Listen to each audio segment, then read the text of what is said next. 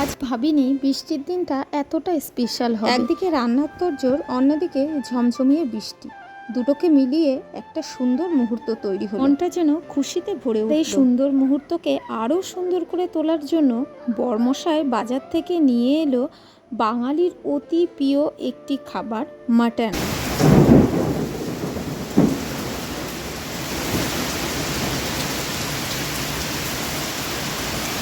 কি বৃষ্টি হচ্ছে দেখো, সকালবেলায় কিন্তু ওয়েদারটা বেশ সুন্দর ছিল, হট করেই কিন্তু বৃষ্টি শুরু হয়ে গেছে। ও করে দাও, দেখো ঝমঝম করে বৃষ্টি পড়ছে আর সঙ্গে কিন্তু প্রচণ্ড মেঘ। বাইরে যখন ঝমঝমিয়ে বৃষ্টি পড়ছে তখন এইরকম একটা সময় ছিল বছর 10 আগে। তখন কিন্তু এত মোবাইলের চল ছিল না, ধারে বসে বৃষ্টিটাকে উপভোগ করা একটা আলাদা। সকালে কিন্তু ওয়েদারটা বেশ সুন্দর ছিল, কিন্তু এখন দেখো কি অবস্থা বাবা, কি ঝোড়ো হাওয়া দিচ্ছে আর প্রচণ্ড মেঘ ডাকছে, প্রচণ্ড। দেখো গাছে কি ঝোড়ো হাওয়া হচ্ছে, মানে মেঘ ডাকলে কিন্তু আমার প্রচণ্ড ভয়। বৃষ্টির আর একটা সুন্দর মুহূর্ত হলো ছুটি হয়ে গেলে ভিজে ভিজে বাড়িতে ফেরা।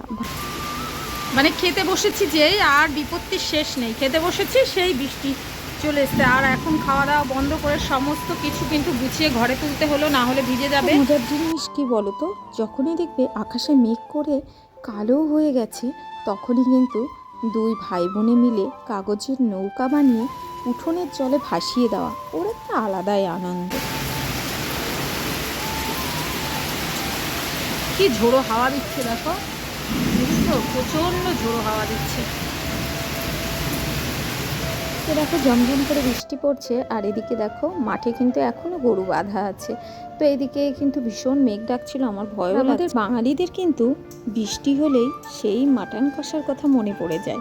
দেখো আজকে কিন্তু আমার বাড়িতেও মাটন চলে এসেছে। তোমাদের দাদাভাই কিন্তু বেশ খানিকটা মাটন নিয়ে চলে এসেছে।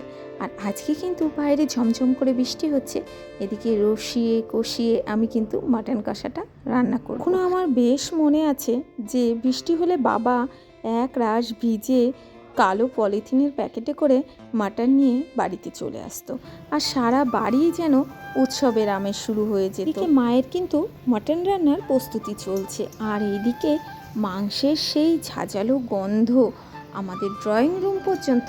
ঝাঁঝালো মাংস কষা কখন বাটিতে এসে পড়বে সেই আশায় কিন্তু সব ভাই বোনে মেলেরা চেয়ে থাকতাম রান্নাঘরের দিকে, কখন মা এক পিস মাংস আমাদের বাটিতে তুলে দেবে। তো দেখো মাংসটা কিন্তু আমি প্রেশারে দিয়ে দিয়েছি, আর টক করে ফুটছে, মাংসটা মোটামুটি হয়ে গেছে, ঠিক আছে। প্রেশার কুকারে না দিলে অনেকটা টাইম লাগে, তো ওই জন্যই কিন্তু প্রেশার কুকারে দিয়েছি। কাঠেও কিন্তু আমি খাসির মাংস রান্না করি, আজকে গ্যাসেই করেছি। আর এদিকে কি রান্না হয়েছে চলো দেখো, আর একটু ফুটুক। এদিকে কি রান্না হয়েছে দেখো, এদিকে আলু কলার একটা সবজি হয়েছে, আর এখানে হয়েছে উচ্ছে আলু ভাজা, আর এখানে আছে গরম গরম ভাত, আর এখানে আছে আম দিয়ে আর গাজর দিয়ে আমের চাটনি। এই সরি, গাজর বলছি কেন, মাথাটা খারাপ হয়ে গেছে। আম দিয়ে, আর এটা হলো আম আর খেজুর দিয়ে চাটনি, দেখেছো। কিশমিশ আজকে দিইনি গো, আর খেজুর দিয়েই করেছি, মিষ্টি দিয়েছি আজকে। তো চলো এখন এটা নামিয়ে দেবো আর সবাইকে খেতেও দিয়ে দেবো। দেখো টকবক করে ফুটছে। দেখো বন্ধুরা বিকাল হয়ে গেছে, সবাইকে জানাই গুড ইভিনিং। তো দেখো এখন জামা কাপড় তুলতে হবে, অনেকগুলো জামা কাপড় কেচেছিলাম, তো একটু শুয়েছিলাম, কারণ আজকে কি বলো তো কারেন্ট ছিল না, সারাক্ষণ কারেন্ট ছিল না, ওই জন্য শুয়েছিলাম, লেট হয়ে গেছিলো কাছাকাছি করে। এই দেখো সব বালিশের কভারগুলো আজকে কেচে দিয়েছি, দেখেছো, নতুন দিয়ে পুরনো দিয়ে সব কেচে দিয়েছি। তো এখন সব তুলবো। হ্যাঁ ভিজে আছে, এরকম মাম্মামা উঠে পড়েছে ঘুম থেকে,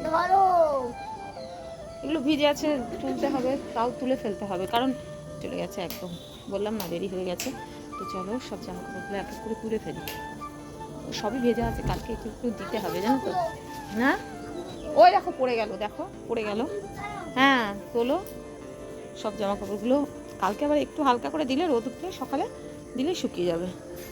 আজকে বললাম না একটু বেলা চলে গেছিলো, কারেন্ট চলে গেছিলো, মনে হলো এই আসবে, তারপরে আমাকে কল টেনে টেনেই কাচতে হয়েছে, বুঝলে, খাটনি করে কল টেনে টেনে কাচতে হয়েছে। মটরের জলে কাচি না, বুঝলে। তো যাই হোক, চলো জামা কাপড়গুলো তুলে আবার সন্ধ্যা দেবো। ঘর বারান্দাটাও ঝাড় দিয়ে নিলাম। মামা ওই দেখো পড়লো তো বেশি, দেখেছো এখানে, দাঁড়াও দাঁড়াও, এখানে কটা জামা কাপড় দিয়েছিলাম, এই দেখো, দেখেছো এখানে বেশ সুন্দর রোদ লাগে। জামা কাপড় দিয়েছিলাম তো মাম্মাম তুলতে গিয়ে অকাজটাই করে ফেললো।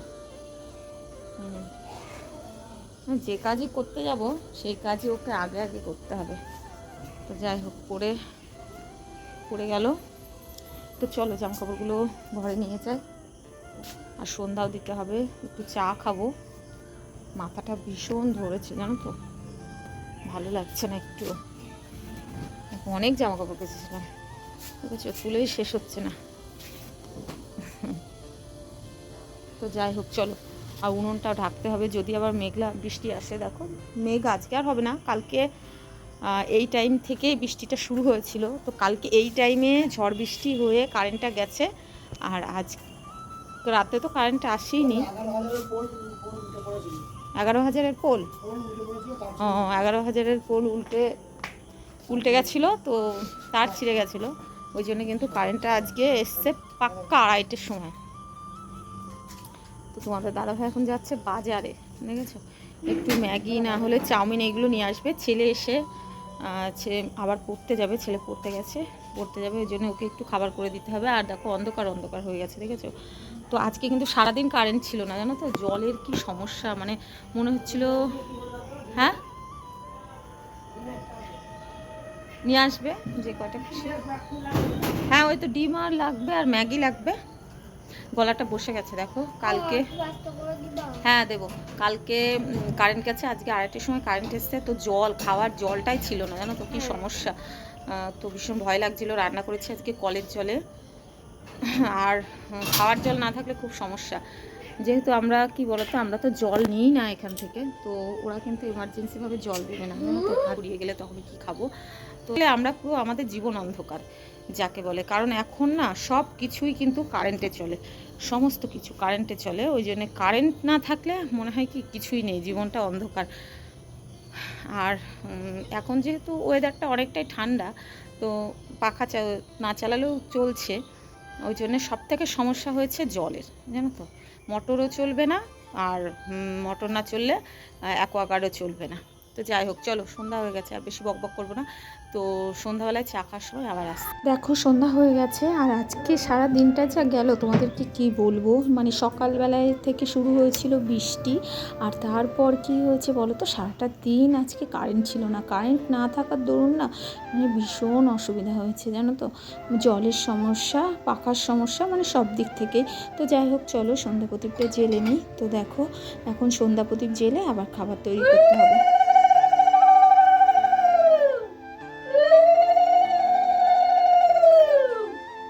আমরা প্রতিটা মানুষই কিন্তু যে জিনিসটা থাকে তার কিন্তু মর্ম বুঝি না জানো তো, যখন থাকে না তখনই কিন্তু তার মর্ম হাড়ে হাড়ে বোঝা যায়। তো আজকে কারেন্ট ছিল না, আমি কিন্তু বুঝতে পেরেছি যে কারেন্ট না থাকার কতটা সমস্যা। তো যাই হোক চলো, সন্ধ্যা দেওয়া কমপ্লিট হয়ে গেল। এইবার কিন্তু আমি আবার চলে যাব রান্নাঘরে, আর রান্নাঘরে গিয়ে কিন্তু আগে ফার্স্টে চা করে নেব, কারণ প্রচণ্ড মনটা চা করছে, আর সন্ধ্যাবেলায় চা না খেলে জীবন বৃথা। তো দেখো আমি এদিকে চা করে নিয়েছি, আর 1 কাপ চা, বিস্কিট। হ্যালো বন্ধুরা, গুড ইভিনিং। তো দেখো সন্ধ্যাবেলায় একটু জলখাবারে করে নিচ্ছি পরোটার সঙ্গে আছে মাটন আছে, আর আছে ঘুগনি আর রসগোল্লা। তো চলো তোমাদের সঙ্গে শেয়ার করি কীভাবে পরোটা বানাচ্ছি। তো দেখো এখানে মেখে গোলা করে নিয়েছি, আর এই দেখো পরোটা বেলেও নিয়েছি, আর এই দেখো পরোটা ভাজা চলছে, দেখেছো পরোটা ভাজা চলছে। আর আমি কিন্তু ময়দা দিয়ে, মানে আটা দিয়ে নয়, ময়দা দিয়ে পরোটাটা করি।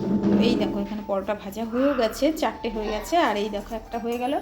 আর এখানে আছে দেখো মাটন, দেখেছো এখানে মাটনের লাল লাল ঝোল আছে, এখানে রসগোল্লা আছে, আর এখানে দেখো আছে ঘুগনি, দেখেছো এই দেখো ঘুগনি, মাটন, রসগোল্লা, আর সঙ্গে হলো পরোটা। কেমন জমবে বলো তো, জাস্ট অসাধারণ জমে যাবে কিন্তু আজকে সন্ধ্যাবেলার টিফিনটা। মামাম দেখো চলে এসেছে খাওয়ার জন্য, দেখেছো চলে এসেছে। তো চলো ঝটপট করে বেলে নিই আর ভেজে নিই, যে কয়টা হয় ওদেরকে দিয়ে দিই। তো তোমাদের কে কে পরোটা খেতে ভালোবাসো কমেন্ট করে জানিও কিন্তু। তো চলো দেখো, দেখে কিন্তু খুব লোভ হচ্ছে, পরোটাগুলো কিন্তু দারুণ হয়েছে দেখো। তো চলো ভেজে নিই।